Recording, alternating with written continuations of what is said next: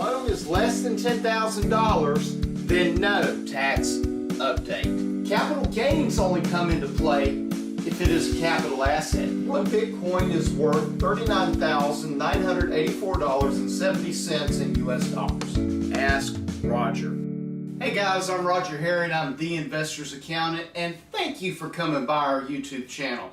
Before you leave today, be sure you hit subscribe and click the bell. That way you won't miss any of our free educational videos. Hey guys, I'm Roger Herring, and I am the Investor's Accountant. Welcome to my office. Yeah, I'm coming to you today. We're going to have a little bit, instead of Ask Roger, today this is kind of a tax update segment. And when things are significant out there in the world, or I get a lot of questions, sometimes I'll update you on something that's tax law or the IRS is doing. Today, we're talking about the IRS. Guys, the IRS is coming for your money. You know who else is coming for you? Scammers. That's right, they're right behind the IRS. So first, let's talk about the legitimate people coming after you, and then let's talk about the scammers. So, guys, the IRS has a mandate. They have been funded, even though Congress clawed back some of that funding, they still have significant funding for enforcement. And yes, they're coming to see you. They have to collect money. Let's face it, we have got a national debt that is absolutely ridiculous, and we have had to pay for government programs, for disaster relief, social programs. The government is out of money. They have got to collect money. Well, Roger, the president said that if we make under $400,000, we don't have to worry. Well, here's the reality. If you make under $400,000, the number of audits in that range will not increase.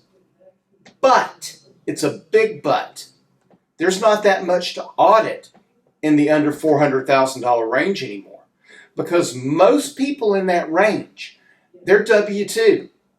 And if they're W-2, all of that's recorded in the IRS's electronic database. So the IRS can very easily match up W-2s and 1099s for these people and verify that they're claiming all their income. And here's a big and, the law changed in 2018. So in 2018, there's a much higher standard deduction. With the higher standard deduction, there's really nothing to audit because most people can't itemize. So all the folks that they used to look at, they can look at somebody else in the 400,000 and less category. Who would that be? Small business and real estate investors. Why small business and real estate investors? Guys, most small business, most real estate investors, their records are atrocious. They use spreadsheets instead of QuickBooks. They do it themselves instead of hiring a bookkeeper. The IRS can have a field day with that. You are low-hanging fruit.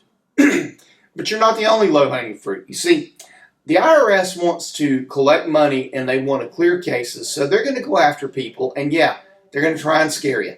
That's the first thing you got to remember. They're going to try and scare you.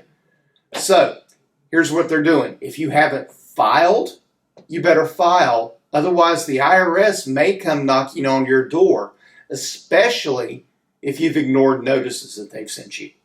Yeah. Guys, never, ever ignore IRS notices. I had a client, got a bunch of notices, threw them all in a drawer because he didn't want to deal with them. I had no idea. Finally, he has a revenue officer show up at his door legitimately and told him, you got to get this cleaned. He comes into my office. The original issue was less than $1,000. Now it had grown to $7,000, and you know what? There wasn't a thing I could do about it because it was outside of the statute of limitations for me to do anything on it. You can't ignore the notices. Now, do you owe the IRS? If you do, at the very least, you need a payment plan. If you owe them less than $50,000, you can set up a payment plan. You have to have all of your taxes up to date and filed. But when you do that payment plan, it's going to cut those penalties, what? In half. Yeah. So we got to pay the IRS. You've got to pay the taxes. You don't think you're going to run forever and get away, because you're not. Okay? So now, what about the illegitimate people coming after you? The scammers. The guys that call you on the phone and say they're the IRS, or send you a text, or email you and try and scare you and tell you that if you don't pay right now, then we're going to come and we're going to arrest you and we're going to seize all of your bank accounts and blah, blah, blah. And these guys seem real. They know your name. They know your social security number. They know your spouse's name and social. They know your children's names and socials. These guys, they're identity thieves. They've stolen your identity. They've got your information. And now they're trying their best to scam you into sending them money. The IRS will never, I say again, never call you. You know what? They won't text you or email you either. So that's your first hint. This is a scam. Okay? Now, don't try and get cute. Don't try and play with them. Remember, these guys are identity thieves. They've already got all of your information. If you turn into a smart aleck, what's to stop them from totally destroying your world? And you would have a nightmare trying to rebuild it. So you know what? Be courteous. Yeah, I know. Be courteous to a scammer. It sounds crazy, but it's good advice. Be courteous and say, I am unaware of any outstanding debt. I will consult with my CPA or my tax attorney, and we will go to the local IRS office and resolve this. Thank you for calling. Have a nice day. And gently hang up the phone. That's all you got to do, guys.